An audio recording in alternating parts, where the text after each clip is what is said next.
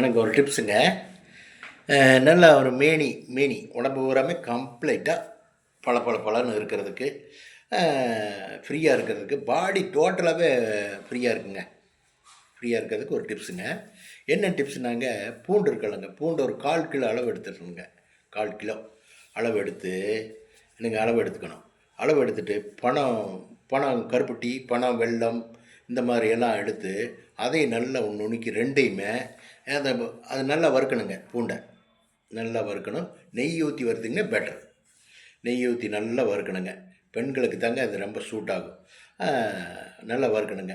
நல்லா வறுத்ததுக்கப்புறம் அது பொன்னிறமாக வரும்போது எடுத்துடணும்.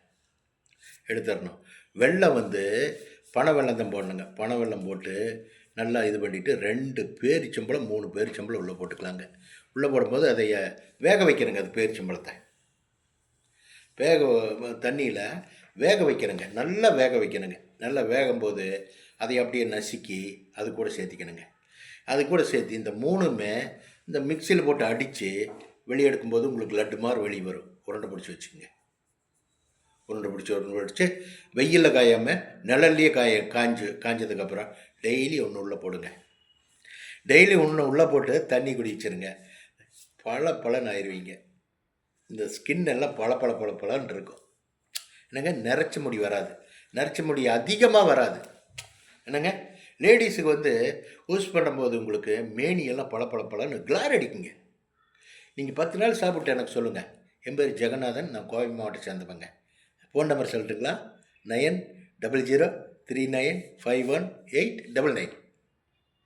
அவ்வளோ எஃபெக்டான இதுங்கன்னு பூண்டுக்கு அவ்வளோ எஃபெக்ட் இருக்குது. பூண்டு நிறைய சேர்த்திக்கணுங்க. இந்த சுவைக்காகத்தான் அந்த வெல்லம் சேர்த்த சொல்கிறேன்.